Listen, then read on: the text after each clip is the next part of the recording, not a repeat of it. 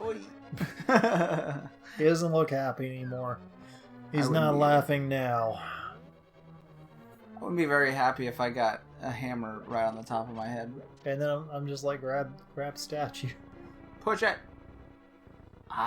Push it. Because like you actually have to press A for it to move. Yeah, I never understood like every single push in this game, because like some of the pushes in this game are like you can just do them by yourself, and then others are you need to press A and grab onto it, and I'm like, I need to figure this out. Some of it is definitely odd. Hey, remember those dudes? Or the dudes on the left and right were like doors before? Yeah. Oh wait, there's the green one. So the green one's like a thing. And I can't remember if it took me a while to figure this out or not as a kid. I think it did. Because like I got here and I was like, what do you do? I think you just shoot him in the eye. Well, yeah, that's what you're supposed to do. But I think I was like using the hammer on it, because normally when you go in a dungeon it's like, hey, you use the thing that you just picked up. But the hammer, of course, has disappointing results with this. Some items get less revisitation in dungeons than others. Well, yeah, I mean, you do use the hammer a lot in this dungeon, but at the same time, I don't know, like, when you first get the bow and arrow, you use it, like, constantly in that dungeon. But that may also be, like, a thing based off of the fact that you get, like, you only had, like, one other item at the time. I mean, in some dungeons, you'll use multiple items, of course. To be fair, though, bow and arrow is a pretty good item to have, just in almost any situation. In fact, there are some items you get in the game that are almost utterly useless as well. Oh. Yeah. Why do you exist? Like, I was fairly disappointed in the one for the turtle dungeon. Like, that item is not worth that dungeon. As you can see, my skills at swinging the hammer are phenomenal. I think Nintendo should apologize for the turtle dungeon. The turtle dungeon? It adds, was it too slow for you? It adds literally nothing to the game. No, it's actually one of the harder dungeons in the game. It's such a strange contrast. We put some little slow turtles in here, but this place is hard, man. Well, the boss is like a turtle. Sort of. I won't ruin it for you. He's not exactly like a turtle. Things to come. But you'll see. We have approach of the boss. This is clearly a boss door. And this is where I take the time and I explain, like, you gotta throw the bombs to break his mask. And then I'm like, as soon as we break it though, I'm gonna switch to the bow. And you just shoot the green gem in his head. Like the whole time. Loads of bonus damage. This fight is gonna end. Yeah, it's a quick fight. You make quick work of him whenever you do it that way. I mean, you can use your sword if for some reason you're hurting for arrows, but you shouldn't be. Yeah, thankfully in this situation we had a whopping 29. I think we'd already upgraded our arrows at this point as well. Did we? I mean, we definitely did an upgrade. Had we not upgraded before this? I'm pretty sure we did. I just didn't understand it. So, at first I was like, should I be picking up the bomb and throwing it at it? And I was like, nah. Well, it's a little harder to do because it bounces. And it doesn't always go where you want it to. It's easier just to drop it in the general direction where he's going. And I was also trying to play it safe so that we didn't pick it up and it go off in our hands either. We kind of got that mix going on. It's like we're throwing them, and but I mean we still nailed it. Got it. We did pretty well for using 2 controllers for this. And there, I mean, I could have dodged the tail, but I was like, it's worth it. At this point, we can tank this out. We can take the damage. It was kind of funny though, because like I was genuinely terrified of like getting hit by him. But you were just like running at the exact moment that we were going to get hit in a couple of occasions. Yeah, for the most part, I dodged everything. If I didn't dodge something, it's usually intentional. It's usually just to make sure we get those shots in. And I decided that those were fair trade, you know, because we had like so many fairies. We had full fairies when we started this, so I mean we had the toughness behind us. We could take more than enough of a beating. Yeah, we were fine. So I don't know why those spikes are back there, because there's no reason to get behind the boss. That's true. What at any point, what would getting behind the boss do for you? I mean, like, I've never tried to damage the tail, but I don't think you can damage the tail. And if you walk into it, wouldn't you technically take collision damage anyways? Well, yeah, you would take all kinds of damage back there.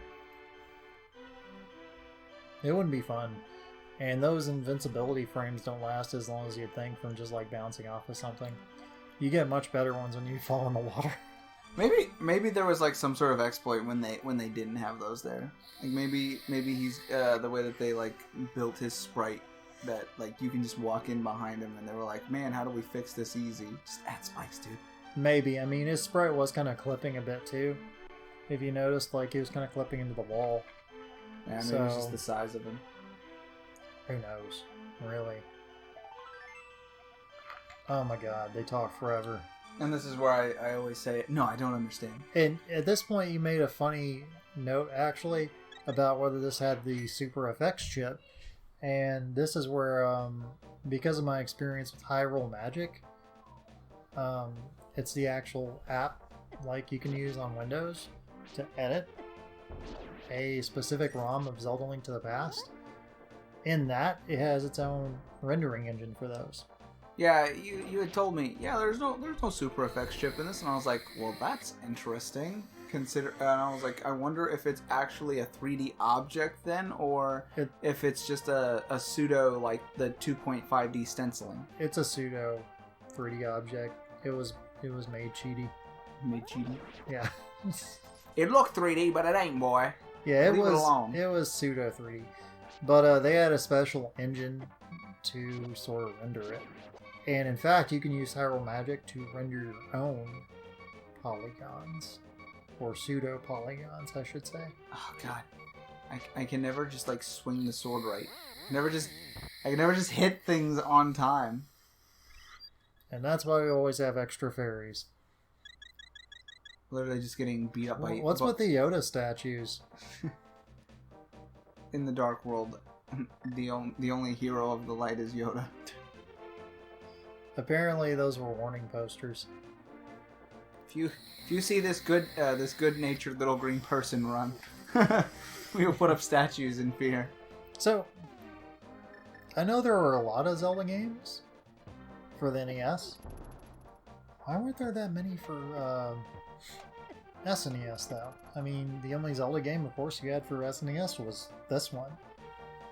It's a good question. They even had like Zelda games littered all over the Game Boy and Game Boy Color.